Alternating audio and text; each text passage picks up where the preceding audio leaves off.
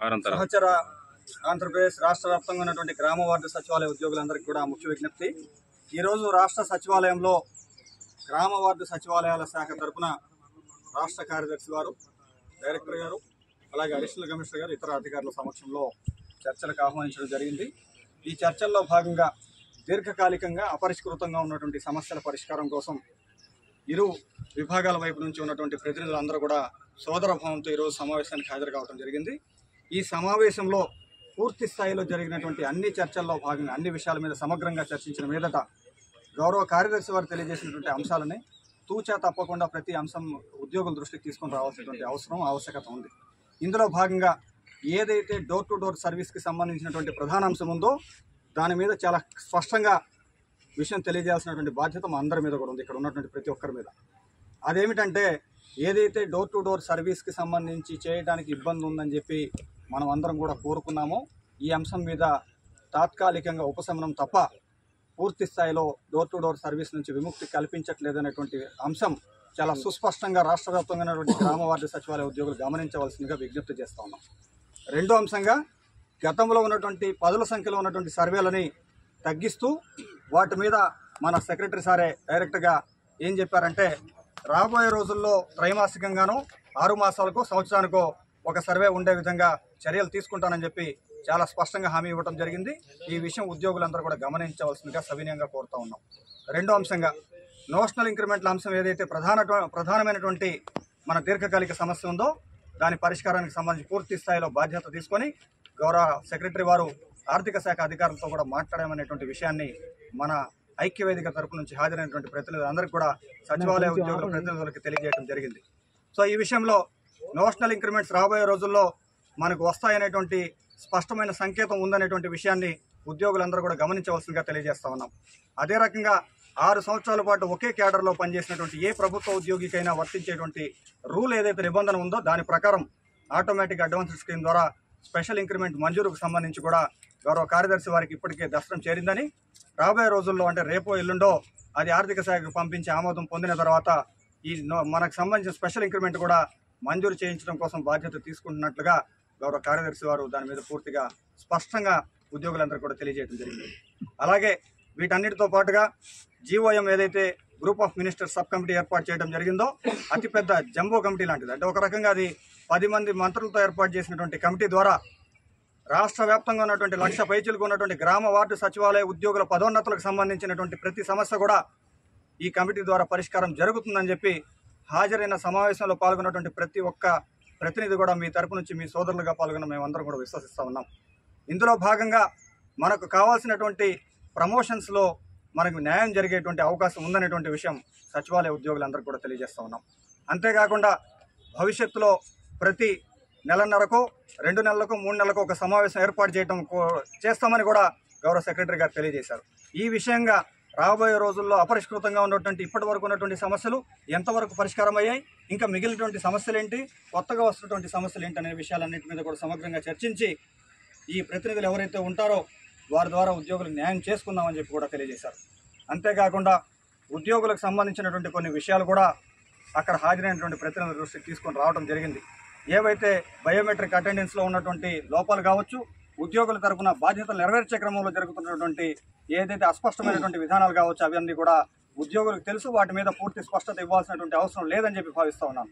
దయచేసి మనం ఏదైతే విధులు నిర్వర్తిస్తూ ఉన్నామో ఆ విధుల్లో భాగంగా మన బాధ్యతలు నెరవేరుస్తూ హక్కుల కోసం ప్రయత్నం చేద్దామని చెప్పి ఐక్యవేదిక తరఫున హాజరైనటువంటి ప్రతినిధులు అందరూ కూడా సమగ్రంగా మరొకసారి చర్చించుకున్న మీదట మీ అందరి ముందుకు కొన్ని విషయాలు జరిగిన వాటిని తీసుకుని వస్తూ ఉన్నాం.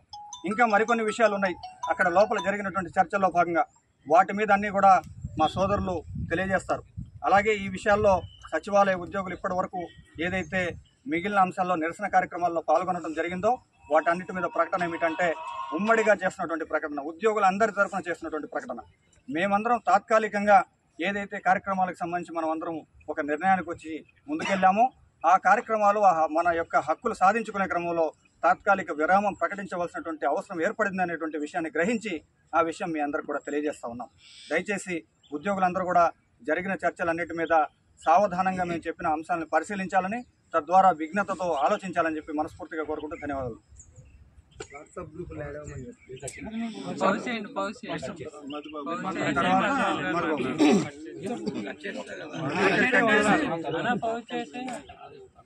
మొత్తం కవర్ చేస్తే ఇంకా సరిపోద్ది. ఇంకెవరే వద్దు, ఇంకెవరు వద్దు.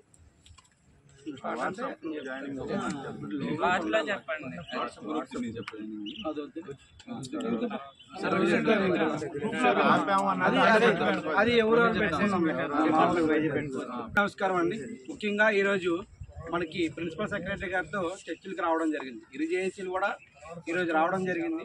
అందులో జరిగిన సంఘటనలు ఆల్రెడీ మన జానీ గారు చెప్పడం జరిగింది. ముఖ్యంగా ఈ యొక్క ఎందుకు మనం ఉద్యమానికి విరమణ ఇస్తున్నామంటే, రేపు దివాళీ తర్వాత కూడా మనకి గ్రూప్ ఆఫ్ మినిస్టర్స్తో ఏదైతే ప్రమోషన్ ఛానల్ కానీ, మనకి దీర్ఘకాలంగా ఇబ్బంది పడుతున్న ప్రమోషన్ ఛానల్ కానీ, బేసిక్ పైన కానీ ఎటువంటి క్లారిటీ లేకపోవడం కూడా ఒక 10 మంది మంత్రులతో ఒక మీటింగ్ ఏర్పాటు చేయడం జరుగుతుంది దివాళీ తర్వాత.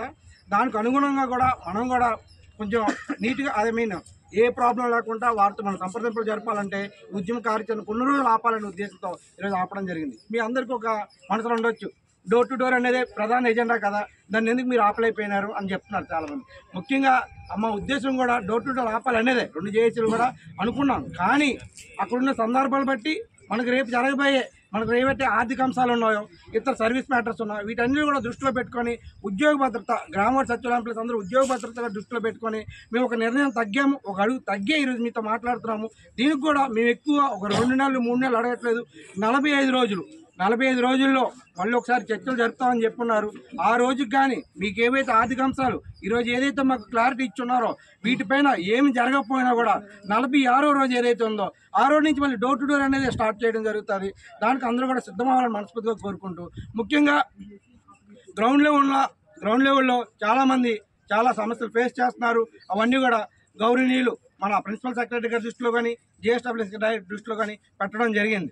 ఏవైతే మీరు ఇబ్బందులు పడుతున్నారో ఫీమేల్ ఎంప్లాయీస్ కానీ, వివిధ డిపార్ట్మెంట్ల వారు వార్డ్ ఎమ్యూనిటీస్ కానీ, సమ్ అదర్ డిపార్ట్మెంట్స్ చెప్తున్న ప్రతి ప్రాబ్లం కూడా వారికి విన్నవించడం జరిగింది. వాళ్ళన్నీ కూడా మీకు ప్రతి ఏది కూడా మీరు ఏమైతే చెప్పున్నారో ప్రతి ఇష్యూ పైన మేము క్లారిటీ తీసుకుంటాం, మీకు ప్రతిదీ కూడా మంచి జరిగే విధంగా వెళ్తామని చెప్పడం జరిగింది. కావున ఈరోజు ఇరు వర్గాలు ఉమ్మడి కార్యాచరణ వేదికగా ఇరు వర్గాలు డిసైడ్ చేసుకొని 45 రోజుల పాటు తాత్కాలికంగా ఏదైతే ఉద్యమం చేస్తున్నామో దాన్ని నిలుపుదల చేసి 46వ రోజు మళ్ళీ ప్రిన్సిపల్ సెక్రటరీ గారితో మీటింగ్ అటెండ్ అయ్యి అప్పటికి కానీ మనం ఏదైతే ఇప్పుడు ఒప్పుకొని వచ్చున్నామో అవి జరగకపోయిన పక్షంలో 46వ రోజు నుంచి మళ్ళీ కార్యాచరణ ముందుకు వెళ్తుందని చెప్పి, ఈసారి అడుగు ముందుకేస్తే వెనకేసి అడుగు లేదు కాబట్టి దీనికి ఇద్దరం కూడా ముందుకు వెళ్ళడానికి సిద్ధమవుతున్నాము. ఇది 2 జేఏసీలు కూడా తీసుకున్న నిర్ణయం కాబట్టి ఎవరు కూడా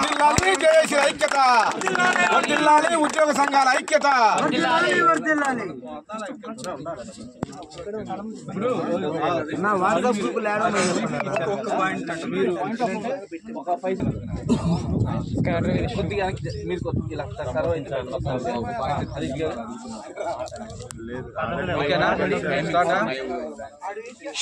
అందరికీ నమస్కారం.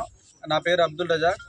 నేను ఆంధ్రప్రదేశ్ గ్రామ సచివాలయ ఉద్యోగుల ఐక్యవేదిక రాష్ట్ర కన్వీనర్గా వ్యవహరిస్తా ఉన్నాను.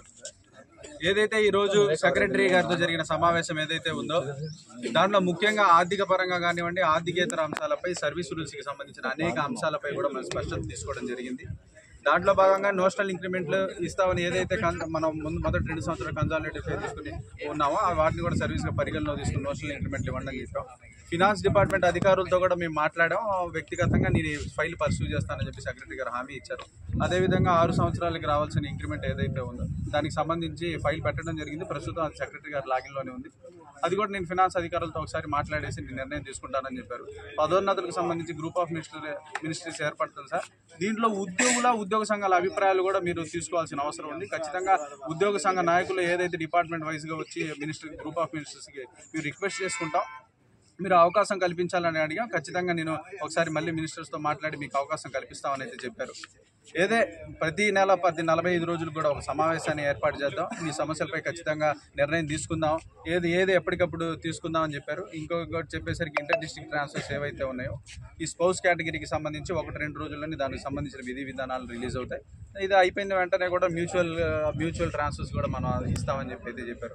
అనేక అంశాలపై కూడా ఈ లీవ్స్ ఆటోమేటిక్గా అప్రూవ్ అవ్వడం కోసం కూడా ఒక 10 రోజుల్లోనే సాఫ్ట్వేర్ మేము అప్డేట్ చేస్తామని చెప్పారు. అనేక అంశాలపై కూడా వాళ్ళ నుంచి స్పష్టత వచ్చింది. దాని విధంగా ఇరు చేసే నాయకులు మాట్లాడుకొని ఒక టైం పీరియడ్ పెట్టుకొని ముందు తర్వాత 45 రోజుల తర్వాత మళ్ళీ ఉద్యమ కార్యాచరణని కొనసాగించాలనేటువంటిది అయితే నిర్ణయానికి వచ్చాం. Thank you.